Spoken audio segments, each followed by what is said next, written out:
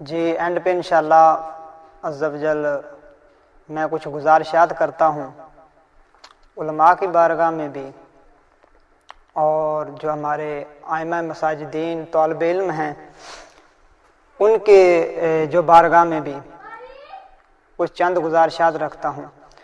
اور دیکھیں، یہ گزارشات کرنے کا مقصد، پچھلے بھی بیان کا مقصد سب سے پہلے یہ ہے کہ ہمارا جو مقصد ہے، مجھے اپنی اور ساری دنیا کے لوگوں کی اصلاح کی کوشش کرنی ہے۔ پہلے اپنی اصلاح کی، پھر دوسرے لوگوں کی، یعنی سب سے پہلے ہمارا مقصد ہے اپنی اصلاح کریں، اور دوسرا ساری دنیا کے لوگوں کی اصلاح۔ کسی کو نیچا دکھانا نہیں ہے، نعوذ باللہ کسی کو ذلیل کرنا نہیں ہے، صرف اس لیے کہ جو اللہ تعالیٰ قرآن مجید سورہ بقرہ اس کی آیت نمبر 159 اور 60 کے اندر فرماتا ہے کہ بے شک وہ لوگ جو ہماری بتائی ہوئی ہدایت، ہماری نازل کی ہوئی ہدایت کو چھپا لیتے ہیں بعد اس کے کہ ہم نے تو کتاب میں اس کو واضح کر دیا، بیان کر دیا، پھر بھی چھپا لیتے ہیں، تو ان کے لیے پھر کیا ہے؟ اللہ تعالیٰ فرماتا ہے اولئک یلعنہم اللہ ویلعنہم اللاعنون، کہ ایسے لوگوں پر اللہ کی لعنت، تمام لعنت کرنے والوں کی لعنت، جو حق کو چھپا لیتے ہیں ان پر اللہ کی لعنت ہے، اور تمام لعنت کرنے والوں کی بھی لعنت ہے۔ اور پھر اللہ تعالیٰ دیکھیں کتنا غفور الرحیم ہے ہم پر، انسانوں پر، اپنی مخلوق پر، کہ آگے ہمیں آپشن دیتا ہے، ہمیں موقع دیتا ہے۔ وہ کیا دیتا ہے کہ الا الذین تابوا، ہاں مگر جو توبہ کر لیں، واصلحوا، اور اپنی اصلاح بھی کر لیں، وبینوا، اور جو چھپایا تھا وہ بیان کر دیں۔ تو اللہ تعالیٰ فرماتا ہے یہ سارے کام کرنے والے، جو اصلاح بھی کر لے اور جو چھپایا تھا اس کو بیان بھی کر دے، توبہ بھی کر لیں، ان کے لیے پھر کیا ہے؟ اللہ تعالیٰ فرماتا ہے فَأُولَئِكَ أَتُوبُ عَلَيْهِمْ، پھر ہم ایسے لوگوں کی توبہ کو قبول کرتے ہیں جو اصلاح بھی کر لیں، توبہ بھی کر لیں، اور اس کو جو چھپایا تھا وہ بیان بھی کر دیں۔ وَأَنَا التَّوَّابُ الرَّحِيمُ، میں ہی، اللہ تعالیٰ فرماتا ہے کہ بہترین توبہ قبول فرمانے والا میں ہی ہوں۔ تو مقصد ہمارا یہ ہے۔ اس حوالے سے صحیح بخاری کے اندر حضرت ابو ہریرہ رضی اللہ تعالیٰ عنہ، بہت لمبی حدیث ہے، اس میں اینڈ پہ جا کے ابو ہریرہ فرماتے ہیں کہ خدا کی قسم اگر 2 قرآن کی آیتیں نہ نازل ہوتی، سورہ بقرہ کی یہ آیت نمبر 59 اور 60، تو میں کبھی بھی تم سے کوئی حدیث بیان نہ کرتا۔ میں اس حدیث کی وجہ سے، اس آیت کی وجہ سے میں حدیث بیان کرتا ہوں تم سے زیادہ کہ اللہ تعالیٰ، میں چھپانے کی وجہ سے اللہ تعالیٰ کی لعنت نہ مجھ پر برس پڑے۔ یعنی کہ یہ آیت اپنے اوپر ابو ہریرہ نے فٹ کی کہ اس لیے میں اللہ تعالیٰ کے نبی کی احادیث سناتا ہوں تمہیں، کہ یہ قرآن مجید کے اندر یہ آیات ہیں۔ تو ہمیں بھی چاہیے کہ حق نہ چھپائیں۔ حق چھپانا یہ سب سے بڑا جرم ہے اللہ تعالیٰ کی بارگاہ میں۔ اللہ تعالیٰ کلیئر کٹ فرما رہا ہے کہ لعنت اس پر جو حق کو چھپا لیتے ہیں، لیکن اللہ تعالیٰ نے آپشن رکھا کہ توبہ کر لیں، اصلاح کر لیں اور بیان کر دیں۔ تو حدیث اب اس طرف آتے ہیں، پہلے سب سے علماء کی بارگاہ کے اندر بڑے ادب کے ساتھ، بڑے احترام کے ساتھ علماء کی بارگاہ میں ہم عرض کرتے ہیں۔ یہ سب سے بڑی جو ہے دلیل ہے، جو رفع الیدین نہیں کرتے، ان کی سب سے بڑی دلیل ہے، اور یہ دلیل کوئی عام لوگ نہیں کہ لوگ صرف عوام الناس بیان کرتے ہیں، بلکہ علماء سب سے بڑی اور دنیا کی سب سے بڑی دلیل ہی یہ ہے رفع الیدین کے منع ہونے پر۔ جابر بن سمرہ والی حدیث جو صحیح مسلم کے اندر 963 نمبر ہے، اور نسائی کے اندر بھی یہ موجود ہے، اس کا نمبر ہے 1199، اور ابو داؤد کے اندر 1000 نمبر ہے، اور مسند احمد کے اندر 1133 اس کا نمبر ہے۔ حدیث کیا ہے کہ جابر بن سمرہ کہتے ہیں کہ رسول اللہ صلی اللہ علیہ وسلم ہمارے درمیان تشریف لائے، رفع الیدین لوگ کر رہے تھے، اور रसूलुल्लाह ने फरमाया कि तुम घोड़ों की दुमों की तरह हाथ ना उठाओ, नमाज में सुकून इख्तियार। अब ये चीज आपने याद रखनी है। रसूलुल्लाह ने फरमाया रफाउल यदैन ना करो, ये घोड़ों की दुम्मे हैं, ये नमाज का सुकून के मुनाफी ये नहीं फरमा दिया। ये अब आपने हदीस याद रखनी है कि ये रसूलुल्लाह का फरमान है और ये दुनिया की सबसे बड़ी दलील ये है, इससे बड़ी कोई दलील नहीं है। अगर है तो लाएं, इससे बड़ी कोई दलील नहीं है, सबसे बड़ी दलील।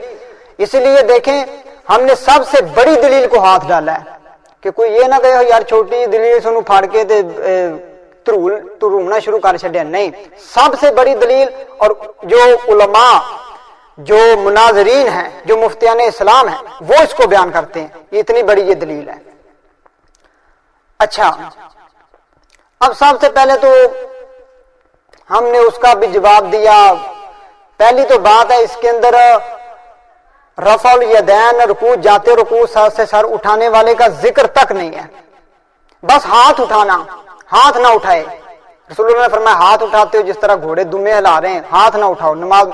ये कहते हैं, इनके कहने पे मान लेते हैं, ये फरमाते हैं कि ये रफुल यदैन जो रुकू जाते रुकू से सर उठाने वाले पर है, तो ठीक है चले मान लेते हैं।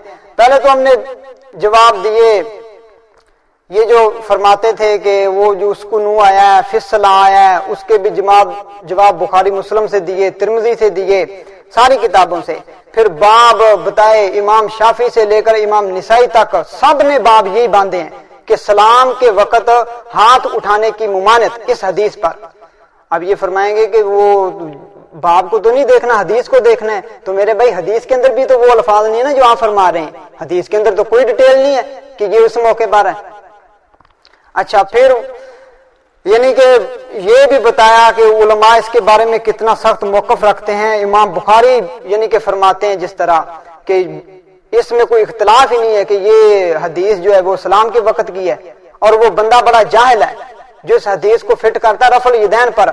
और इमाम बुखारी ने कहा कि उसको अल्लाह से डर जाना चाहिए, ऐसे बंदे को जो इस हदीस को रफुल यदैन पर फिट करता है। और साथ ही इमाम बुखारी ने सूरह तौबा की आयत नंबर 63 उस पे फिट की, उस बंदे पर जो इस हदीस को रफुल यदैन पर लगाता है, कि हदीस वो आयत सूरह तौबा की कि जो अल्लाह के रसूल की मुखालफत करते हैं ये डरते नहीं है कि इन पर कहीं फितना ना पड़ आ जाए, बर्पा हो जाए, और या अल्लाह का अजाब इन पर नाज़िल हो जाए। इमाम बुखारी ने ये हदीस ये आयत फिट की उस बंदे पर जो रफुल यदैन को लगाता है, ये हदीस को लगाता है रफुल यदैन पर।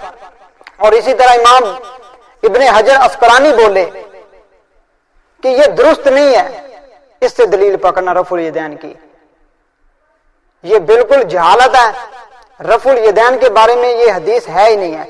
और इमाम नववी बोले कि वो जहालत कबीर का मुर्तकब बंदा जो इस हदीस को रफुल यदैन पर फिट करता है। और कहते हैं इमाम नववी कि ये तो साबित और सही है रफुल यदैन करना, बिल्कुल ठीक है। इब्ने अब्दुल मलकन बोले जो 804 हिजरी के अंदर ये फौत हो रहे हैं, वो भी कह रहे हैं कि जिस बंदे को हदीस के साथ थोड़ा सा भी ताल्लुक है ना, इस हदीस को रफुल यदैन पर वो फिट बंदा नहीं करता। और भी इस तरह के दर्जनों उलमा यानी कि इसको बयान करते हैं। जुज रफुल यदैन आप कहेंगे वो जुज रफुल यदैन से इमाम बुखारी का कौल लेकर आए, वो तो जनाब साबित ही नहीं है। तो मेरे भाई इमाम नववी ने अल मुजमुआ के अंदर इसको बिजज़्म इमाम बुखारी से नकल किया है इस किताब को। इसी तरह इब्ने अब्दुल मलकन ने बदरुल मुनीर में इसको नकल किया इमाम बुखारी से। इसी तरह ज़ैली हनफी इमाम ज़ैली ये भी बयान करते हैं बिजज़्म इमाम बुखारी से। और इसी तरह इमाम सयूती, इमाम आयनी उम्दतुल कारी में, इमाम ज़रकानी शरह मोता में, सयूती फज़ल अल फज़ अद-दुआ फी अहदीस रफुल यदैन, ये उन्होंने किताब लिखी, उसमें इसको बिजज़्म जिक्र किया इमाम बुखारी से। तो सारे उलमा नकल करते हैं, तो पहले तो उनके बारे में राय कायम करना कि उनके बारे में क्या फरमाते हैं। अच्छा, ये सारे जवाब दिए, लेकिन एंड पे हम ये कहते हैं कि चलें आपकी बात मान लेते हैं कि ये हदीस उसी पर फिट कर लें, तो क्या आप खुद भी इस पर अमल करते हैं, यानी इस हदीस को इसी तरह जानते जिस तरह आप फरमा रहे हैं? मसलन حدیث تو اس طرح ہے کہ رفع الیدین کر رہے تھے صحابہ، ہاتھ اٹھا رہے تھے، رسول اللہ نے فرمایا گھوڑوں کی دموں کی طرح ہاتھ نہ اٹھاؤ۔ اچھا، اتنی حدیث ہے۔ تو اب جو پہلا رفع الیدین ہے، کس دلیل کی بنا پر آپ اس کے فارغ کرتے ہیں، رفع الیدین کو اس کو ناسخ کرتے ہیں، دوسرے کو منسوخ کرتے ہیں؟ کیا دلیل ہے ایسی کہ جس میں وضاحت کے ساتھ آیا وہ رفع الیدین منسوخ ہو گیا، یہ جاری ہے؟ وہ کس نے پھر جاری کیا؟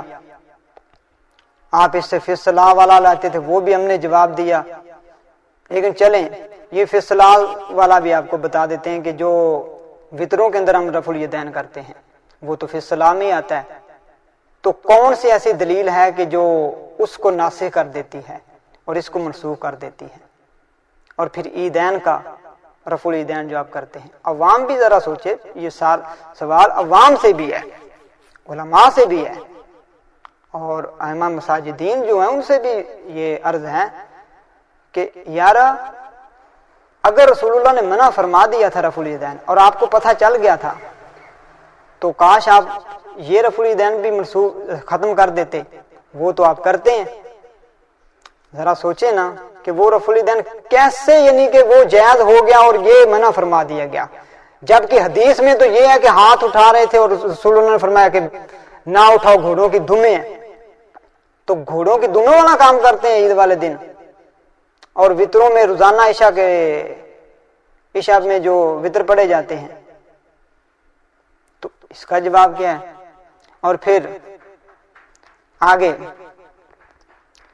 کہ آپ خود ہی فرماتے ہیں کہ رفع الیدین کا جو مسئلہ ہے یہ تو فروعی مسئلہ ہے، یہ اصولی مسئلہ نہیں ہے۔ فروعی یعنی کہ کر لو ٹھیک ہے، نہ کرو ٹھیک ہے، کوئی اتنا بڑا مسئلہ نہیں ہے۔ تو ہم عرض کرتے ہیں پھر اگر یہ فروعی مسئلہ ہے، اتنا بڑا مسئلہ نہیں ہے، تو یہ اپنے لوگوں کو بھی سمجھائے نا کہ فروعی مسئلے پر کسی سے لڑا نہیں جاتا، کسی کو گمراہ نہیں کہا جاتا، کسی پر تان نہیں کی جا سکتی۔ فروعی مسئلہ ہے نا، فروعی پہ کسی پر تان تو نہیں کی جا سکتی۔ پھر لوگوں کے علاوہ علماء خود بھی یہ فرماتے ہیں کہ رفع الیدین نماز کے اندر رکوع جاتے رکوع سے سر اٹھانے یہ کرنا ناجائز ہے۔ تو اب آپ کا جو فروعی مسئلہ ہے اس پر نجائز کا جو حکم یہ لگانا کیا درست ہے؟ کس اصول کے تحت یہ درست ہے؟ کیا اب پہلے والا مسئلہ آپ کا غلط ہے یا یہ غلط ہے؟ اگر فروعی مسئلہ ہے تو پھر نجائز کا جو فتویٰ فرماتے ہیں کہ یہ نجائز رفع الیدین کرنا، یہ پھر غلط ہے۔ اگر یہ نہیں غلط تو یہ غلط ہے کہ فروعی مسئلہ ہے، فروعی تو پھر نہیں ہے نا۔ پھر تیسری بات کہ اگر یہ مسئلہ فروعی ہے رفع الیدین کا، تو آپ تو کہتے ہیں یہ حدیث اور جس میں اتنی سختی کے ساتھ رسول اللہ منع فرما رہے ہیں کہ گھوڑوں کی دموں کی طرح ہاتھ نہ اٹھاؤ، جس کو رسول اللہ یہ فرما دیں، سختی کے ساتھ منع فرما دیں، وہ مسئلہ فروعی ہوتا ہے؟ نہیں، وہ تو اصولی مسئلہ بن جاتا ہے جس کو رسول اللہ سختی کے ساتھ منع فرما دیں، وہ فروعی نہیں ہوتا۔ تو ان میں کون سی بات ٹھیک؟ ذرا سوچئے، فرمائیے۔ پھر اگر یہ یعنی کہ مسئلہ نجائز ہے، آپ کہتے ہیں نہیں فروعی والا وہ نہیں ہے بلکہ یہ نجائز ہے رفع الیدین کرنا، تو پھر آگے آ جائیں کہ ہاں اگر یہ نجائز ہے تو پھر کون کون بندہ کرے تو نجائز ہے اور کون کرے تو جائز ہے؟ یعنی اگر نجائز ہے، رسول اللہ نے منع فرما دیا ہے، تو پھر تو کوئی بھی کرے تو نجائز ہے، منع ہے۔ پھر ہم آپ سے عرض کرتے ہیں کہ جو ائمہ کرتے رہے، چلے وہ صاحب کا نام نہیں لیتے، صرف ایک کا، 11ویں والے پیر شیخ عبد القادر جیلانی رحمہ اللہ تعالی، وہ رفع الیدین کرتے تھے۔ اگر نجائز ہے تو پھر وہ نجائز کام کرتے رہے۔ آپ کہیں گے نہیں وہ اصل میں نا ٹھیک ہے، تو میرے بھائی اگر وہ ٹھیک ہے تو ہم کیسے نجائز کے مرتکب ہو رہے ہیں؟ اگر رسول اللہ کا فتویٰ ہے کہ نہیں کرو، یہ گھوڑوں کی دمیں ہیں، سختی کے ساتھ منع فرما دیا ہے، اور اللہ کے نبی کی بات یہ حرف آخر ہے، تو پھر کوئی بھی کرے تو ناجائز ہونا چاہیے. کیسے آپ کہہ سکتے ہیں کہ وہ کرے تو جائز ہے، جبکہ اللہ کے نبی کی حدیث اور صحیح بخاری کے اندر کہ اگلی قومیں اس لیے تباہ و برباد ہو گئی کہ ان کے اشرافیہ کے قانون الگ ہوا کرتے تھے اور غریب لوگوں کے الگ ہوا کرتے تھے. اللہ کی قسم میری بیٹی فاطمہ بھی چوری کرے میں اس کے بھی ہاتھ کٹوا دوں گا. جب یہ رسول اللہ صلی اللہ علیہ وسلم کا انصاف کا لیول ہو تو پھر آپ یہ کیسے کہہ سکتے ہیں کہ ایک بندہ جو کرے وہ ٹھیک دوسرا کرے غلط؟ نہیں میرے بھائی، جب غلط ہے تو پھر سارے غلط ہیں. وہ کیسے ٹھیک ہو سکتے ہیں؟ پھر آپ کہیں نہیں نہیں نہیں، وہ اصل میں نا امام احمد بن حنبل کی پیروی میں اگر کوئی کرتا ہے تو وہ بالکل سنت کے مطابق ہے. اچھا ٹھیک ہے. اگر امام احمد بن حنبل کی پیروی میں انہوں نے شیخ عبد القادر جیلانی نے کیا رفع الیدین تو وہ بالکل ٹھیک ہے. تو ہم پھر پوچھتے ہیں اگر امام احمد بن حنبل رضی اللہ تعالیٰ عنہ کی پیروی کرتے ہوئے رفع الیدین کرنا بالکل ٹھیک ہے، تو اگر کوئی رسول اللہ کی پیروی میں رفع الیدین کرے تو پھر کیا ہوگا؟ پھر بھی کیا ٹھیک ہے؟ یا آپ پھر بتائیں لوگوں کو کہ رسول اللہ کی پیروی کرنے والا غلط ہے اور امام احمد بن حنبل کی پیروی کرنے والا ٹھیک ہے. کریں فیصلہ آپ خود. پھر آپ کہتے ہیں نہیں وہ امام احمد بن حنبل کی پیروی میں کرتے تھے، تو میرے بھائی رسول اللہ صلی اللہ تعالی علیہ وسلم کی جب بات آ جائے یہ کہ گھوڑوں کی دموں کی طرح ہاتھ نہ اٹھاؤ اور آپ کہتے ہیں یہ رفع الیدین پر ہے، جب رسول اللہ کا حکم آ گیا تو پھر کسی امام کی پیروی میں آپ کر سکتے ہیں؟ پھر انہوں نے اس کا یہ مطلب ہے کہ پھر انہوں نے رسول اللہ کی بات نہیں مانی، امام احمد بن حنبل کی مانی ہے. اور پھر آپ یہ بھی اگر کہیں کہ ان کو پتہ نہیں چلا تو امام احمد بن حنبل ان کا آپ کیسے یعنی کہ کریں گے کہ وہ بھی کرتے تھے، وہ کن کی پیروی میں کرتے تھے؟ حالانکہ یہ جابر بن سمرہ والی حدیث امام احمد بن حنبل مسند احمد کے اندر لے کر آئے ہیں، اور امام شافعی بھی رفع الیدین کرتے تھے. امام شافعی کتاب الام کے اندر اس حدیث کو لے کر آ رہے ہیں.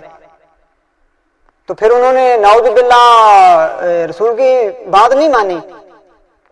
اس کا آپ کیا جواب دیں گے؟ اور پھر رسول اللہ صلی اللہ تعالی علیہ وسلم کی جب بات آ جائے پھر کسی کی میرے بھائی کوئی نہیں مانی جاتی. اللہ تعالیٰ کا قرآن اس پر گواہ ہے، سینکڑوں آیات اللہ کے قرآن مجید کے اندر درجنوں احادیث موجود ہیں. اللہ تعالیٰ سورہ بقرہ آیت نمبر اس کی 143 اور سورہ ال عمران کی آیت نمبر 32 اور سورہ نساء کی آیت نمبر 64 اور 59 اور 115 اور 150 یہ ساری آیتیں، اور سورہ مائدہ کی آیت نمبر 93، سورہ احزاب کی آیت نمبر 33 اور 21 اور سورہ انفال کی آیت نمبر 1 اور 20 اور اسی طرح 46 آیت نمبر سورہ احزاب کی، انفال کی، اور سورہ اسی طرح اعراف میں اللہ تعالیٰ سورہ آیت نمبر 100 جو ہے 57 کے اندر، سورہ نور میں آیت نمبر 54 کے اندر، سورہ محمد کی آیت نمبر 33 کے اندر، یعنی اس طرح کتنی آیات کے اندر اللہ تعالیٰ کلیئر کٹ فرماتا ہے کہ رسول کے مقابلے میں کسی کی کوئی اطاعت نہیں ہے. جب رسول کی بات آ جائے بس پھر کسی کی نہیں مانی جائے گی. تو آپ کیسے کہہ سکتے ہیں امام احمد بن حنبل کی پیروی میں کیا جا سکتا ہے؟ تو پھر تو رسول اللہ کی پیروی میں بدرجہ اولا کیا جا سکتا ہے. اسی طرح حدیث کے اندر صحیح بخاری کہ 7282 نمبر 7288، اسی طرح کتنی مسلم کے اندر کتنی حدیث 389، ترمذی کے اندر 824906 اور مسند احمد کے اندر یعنی کہ بے شمار حدیث، مشکات کے اندر بے شمار. اس میں صرف ایک حدیث آپ کی بارگاہ میں عرض کرتا ہوں جو صحیح بخاری کے اندر بھی ہے، صحیح مسلم کے اندر بھی ہے. دونوں شیخین اس پر متفق ہیں، شیخین اس پر متفق ہیں، یعنی امام بخاری اور امام مسلم. جب حدیث میں بولا جائے شیخین امام بخاری اور مسلم ہوتے ہیں، اور فقہا میں بولا جائے تو امام ابو یوسف اور امام محمد امام ابو حنیفہ رضی اللہ تعالیٰ عنہ کے شاگرد خاص جو تھے. اور جب صحابہ میں بولا جائے شیخین تو ہوتے ہیں ابو بکر و عمر رضی اللہ تعالیٰ عنہ. تو دونوں اس حدیث پہ متفق ہیں. مولا علی اس کے راوی ہیں. کہتے ہیں کہ رسول اللہ صلی اللہ علیہ وسلم نے ایک قافلہ بنایا اور ایک امیر صحابی بنا دیا، انصاری صحابی، اور لوگوں کو حکم دیا، حکم کے الفاظ ہے امر، حکم دیا کہ اس کی اطاعت کرنی ہے۔ میرے بھائی، امام احمد بن حنبل کی جوتیوں کے تسمے ہمارے سروں کے امام ہیں، لیکن رسول اللہ نے نہیں فرمایا کہ امام احمد بن حنبل کی پیروی کرو۔ اس صحابی کے بارے میں فرما رہے ہیں کہ اس کی پیروی کرنی ہے آپ لوگوں نے، اور دیکھیں آگے پھر کیا ہو رہا ہے۔ مولا علی کہتے ہیں کہ چلے گئے، کسی مہم پہ رسول اللہ نے بھیجا، چلے گئے، رستے میں ان کا جھگڑا ہو گیا، یعنی کہ صحابی کو غصہ آ گیا دوسروں پر، اپنے متحد جو تھے۔ اچھا، تو اس نے کہا جانتے ہو رسول اللہ نے کیا فرمایا تھا؟ انہوں نے کہا بالکل، رسول اللہ نے فرمایا تھا تیری اطاعت کرنی ہے۔ انہوں نے کہا میں پھر تمہیں حکم دیتا ہوں کہ آگ جلاؤ، لکڑیاں لو، آگ جلاؤ۔ جلائی گئی۔ انہوں نے کہا سارے کے سارے اس کے اندر کود جاؤ۔ صحابہ پریشان ہو گئے، انہوں نے کہا کہ یا رسول اللہ کے قدموں میں ہم تو آئے تھے آگ سے بچنے کے لیے، تو ہمیں اس آگ میں پھر پھینک رہا ہے، ہم تیرا حکم نہیں مانیں گے۔ جب پلٹے رسول اللہ کی بارگاہ میں تو رسول اللہ نے کیا فرمایا؟ رسول اللہ نے فرمایا میرے صحابہ اگر تم اس بندے کی اطاعت کرتے ہوئے آگ کے اندر چھلانگ لگا دیتے تو قیامت تک اس آگ میں تم رہتے، آگ سے تم نکل نہیں سکتے تھے ساری زندگی قیامت تک۔ اللہ کے بندو، اطاعت تو تھی اچھے کاموں میں، صحابی کی اطاعت بھی اچھے کاموں میں رسول اللہ نے فرمایا ہوتی ہے، ہر کام میں نہیں ہے۔ یعنی کہ رسول اللہ اور اللہ کا جب حکم آ جائے پھر کسی کی کوئی اطاعت نہیں۔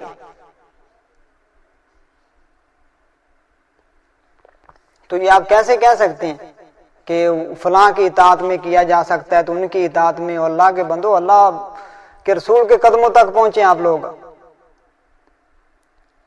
اچھا، اب اسی دوسری ایک دلیل جو گھوڑوں اس میں کہتے ہیں کہ بت لے کر آتے تھے، تو پہلی تو بات ہے یہ روایت نہیں ہے، جعلی روایت ہے، اور آپ خود مانتے ہیں کہ جعلی۔ اچھا، اگر آپ مان لیں کہ یہ جعلی ہے، یہ حدیث نہیں ہے، تو یہ پھر لوگوں کو بھی بتائیں نا، لوگ تو کھڑے اسی دلیل کے اوپر ہیں، اور کئی تو علماء وہ بیچارے اسی دلیل پہ کھڑے ہیں، وہ بیان کر رہے ہوتے ہیں،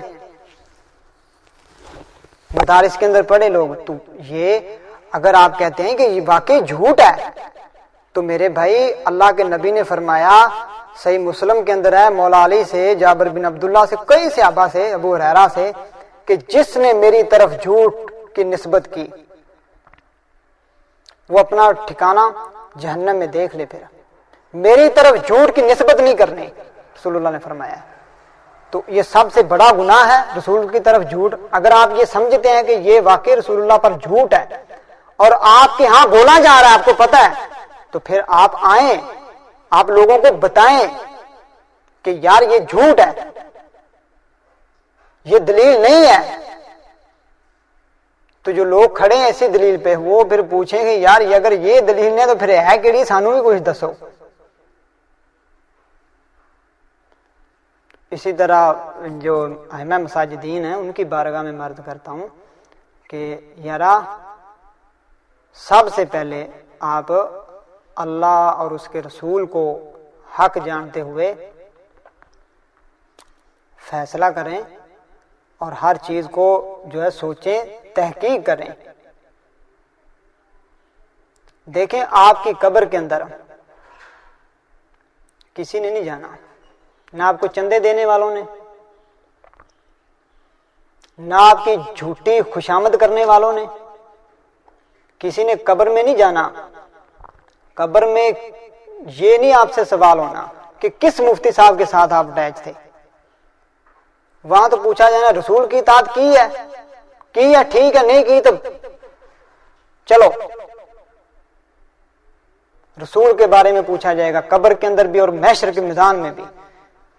وہ قرآن مجید کے اندر آتا ہے نا کہ جو ہوں گے لوگ جہنمی، وہ اپنے ہاتھوں کو جناب کاٹتے ہوں گے اور کہتے ہوں گے کاش ہم نے رسول کی بات مانی ہوتی، رسول کے ساتھ ہم نے راہ لی ہوتی، یعنی رسول کی پیروی کی ہوتی، نبی کی پیروی کی ہوتی۔ تو آپ بھی سوچیں، یہ چندے دینے والوں نے آپ کے پاس نہیں جانا، نہ یہ محشر میں آپ کو چھڑا سکتے ہیں۔ اللہ کے دین کے محافظ بن کے ہر چیز کو سوچیں۔ اسی طرح میں عوام سے بھی عرض کرتا ہوں کہ اللہ کے بندو، قبر کے اندر آپ سے نہیں پوچھا جانا کہ کس عالم کے ساتھ آپ اٹیچ تھے، کس مولانا صاحب کی بات پر آپ عمل کیا کرتے تھے، وہاں تو میرے نبی کی بات ہوگی، محشر کے اندر بھی رسول اللہ کی بات ہوگی۔ تو آپ اللہ کے بندے، رسول کے امتی بن کے ہر چیز کو سوچا کریں۔ اچھا، عوام کے ساتھ پاس جو تھی نا، وہ سب سے بڑی، یعنی کہ ہر گمراہی کو پر جمے رہنے کی سب سے بڑی ایک ان کے پاس دلیل تھی کہ وہ جی فلاں اتنے بڑے وہ اللہ کے نیک بندے تھے، ولی تھے، ان کو نہیں پتا تھا۔ ہم قرآن بیان کریں، حدیث بیان بھی کریں تو وہ کہتے ہیں نہیں جی وہ تو اتنے بڑے ولی تھے، ان کو نہیں پتا تھا۔ تو اللہ کے فضل سے ہم نے ان کا یہ اعتراض، یہ جو ان کے پاس ایکسکیوز تھا عوام کے پاس، یہ ہم نے ختم کر دیا ہے۔ ہم نے کسی ولی نہیں، ولیوں کے سردار جن کو آپ کہتے ہیں علماء بھی کہ ولیوں کے سردار شیخ عبد القادر جیلانی ہے، اب رفع الیدین شیخ عبد القادر جیلانی سے ثابت ہو چکا ہے، اب آپ کو بہانہ نہیں کر سکتے۔ اور عوام سے مرض کرو، آپ علماء سے بڑے ادب کے ساتھ، جھگڑنا نہیں ہے، بڑے ادب کے ساتھ علماء سے سوال کریں۔ اور علماء کو ماشاءاللہ ربیع الاول کا مہینہ چل رہا ہے، علماء کو بلائیں اور ان سے یعنی کہ خطاب فرمائیں، کہ ان کو کہیں کہ خطاب فرمائیں آپ، حدیث سے جابر والی سے کیا رفع الیدین کا منسوخی ثابت ہے، اس پہ بیان کروائیں اور بڑے ادب کے ساتھ سوال کریں، بڑے ادب کے ساتھ۔ اور میں اپنے سارے یعنی کہ بھائیوں سے بھی عرض کرتا ہوں، سب سے پہلے تو اپنی طریق، یعنی کہ جتنے بھی جامعۃ المدینہ کے طالب علم ہیں ان کی بارگاہ میں عرض کرتا ہوں کہ اس پہ نظر ثانی ذرا فرمائیں۔ اور اسی طرح دوسرے ادارے بھی، ہمارے ادارہ صراط مستقیم ہو، جامعہ نعیمیہ ہو، جامعہ نظامیہ ہو، سب کی بارگاہ میں عرض کرتا ہوں کہ آپ یعنی کہ اس مسئلے میں اگر میں غلط ہوں رہنمائی فرمائیں۔ ہم تو یعنی کہ ہر وقت ہدایت کے متلاشی ہیں، بالکل۔ آپ یعنی کہ فرمائیں، آپ یعنی کہ یہ واٹس ایپ نمبر بھی انشاءاللہ آپ کو نیچے دیا جائے گا، آپ رابطہ کریں، اصلاح فرمائیں ہماری۔ ہم تو اصلاح کے یعنی کہ کے لیے بیٹھے ہوئے ہیں۔ اور اینڈ پہ صرف ایک حدیث آپ کی بارگاہ میں عرض کروں گا، صحیح بخاری سے رفع الیدین پر۔ صحیح بخاری کے اندر آتا ہے کہ مالک بن حویرث رضی اللہ تعالیٰ عنہ اپنا واقعہ خود بیان کرتے ہیں کہ ہم کئی نوجوان نہ ہم عمر تھے، مسلمان ہوئے، اسلام قبول کیا، اور یہ جنگ تبوک جو 9 ہجری کے اندر ہوا نا، اس کے قریب قریب یہ مسلمان ہوئے ہیں۔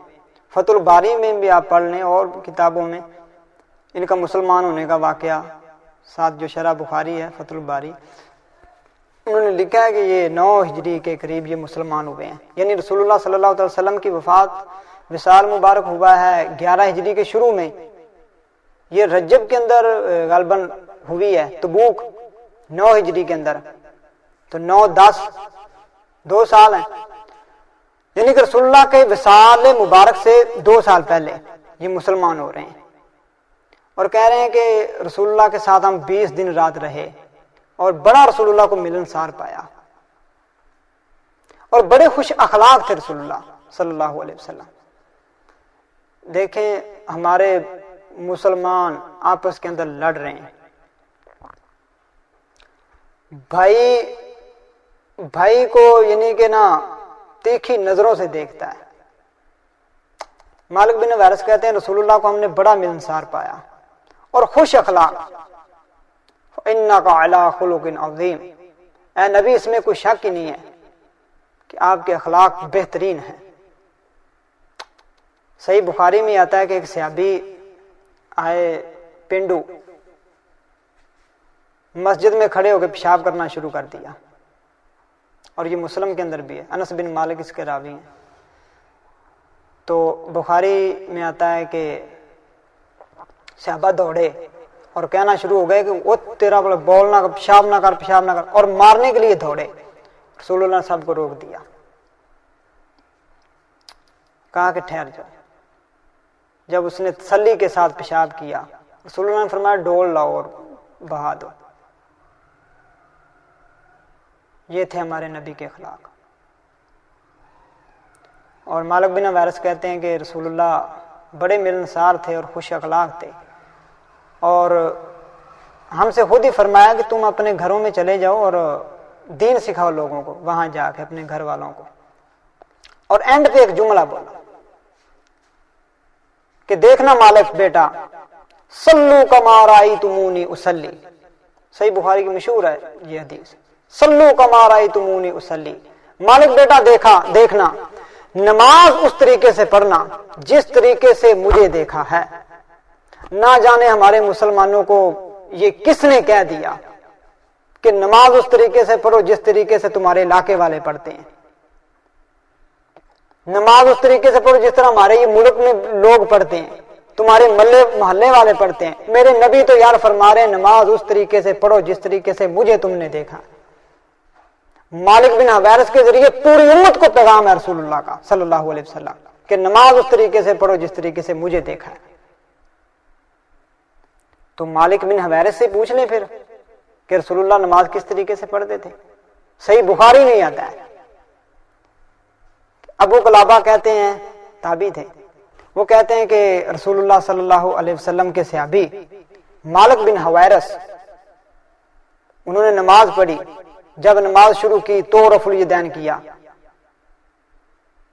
جب رکوع جانے لگے تو رفع الیدین کیا، جب رکوع سے سر اٹھایا تو رفع الیدین کیا، اور اینڈ پہ صحابی رسول مالک بن حویرث کہتے ہیں کہ اسی طریقے سے میرے نبی پڑھا کرتے تھے نماز۔ یہی طریقہ انہوں نے کہا کہ میرے نبی کا تھا۔ مالک بن حویرث کون؟ جن کو رسول اللہ فرما رہے ہیں کہ صلو کما رأیتمونی اصلی، مالک بیٹا نماز اس طریقے سے پڑھنا جس طریقے سے تم نے مجھے دیکھا ہے۔ تو وہ مالک روایت کیا بیان کر رہے ہیں، طریقہ کیا بیان کر رہے ہیں، اور رسول اللہ کی وفات سے یعنی کہ 2 سال پہلے یہ مسلمان ہو رہے ہیں مالک بن حویرث۔ تو اللہ سے ڈر جائیں۔ آپ کے چندے دینے والوں نے قبر میں آپ کے پاس نہیں جانا میرے بھائی۔ قبر میں ایک ہستی کے بارے میں سوال ہوگا، وہ محمد رسول اللہ ہے، اور محشر کے دن بھی کسی کے بارے میں نہیں پوچھا جائے گا۔ وہاں بھی چندے دینے والے کوئی یعنی کہ کام نہیں آئیں گے، وہاں بھی رسول اللہ صلی اللہ تعالی علیہ وسلم کی یعنی کہ شفاعت ہی کام آئے گی، رسول اللہ کی صرف ہی ہستی کام آئے گی۔ سنتے ہیں کہ محشر میں صرف ان کی رسائی ہے، صرف ان کی رسائی ہے۔ گر ان کی رسائی ہے لو جب تو بن آئی ہے، ہماری تو بن آئی ہے اگر رسول اللہ کی رسائی ہے وہاں۔ اور اینڈ پہ مقطع میں کہتے ہیں کہ مطلع میں یہ شک کیا تھا، واللہ رضا واللہ، صرف ان کی رسائی ہے، صرف ان کی رسائی ہے، اور میرے نبی کی رسائی ہے یار۔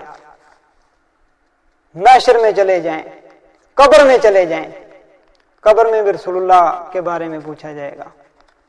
یہ نہیں پوچھا جائے گا کہ کس مولوی کے پیچھے آپ چلا کرتے تھے، یہ نہیں پوچھا جائے گا کس مفتی کے، صرف میرے نبی کی بات ہوگی۔ جو تیرے در سے یار پھرتے ہیں، در بدر یوں ہی خوار پھرتے ہیں۔ جو رسول اللہ کے در کے ساتھ جڑا نہیں ہے نا، پھر در بدر ہی پھرتا ہے۔ صلو علی الحبیب صلی اللہ تعالی علی محمد۔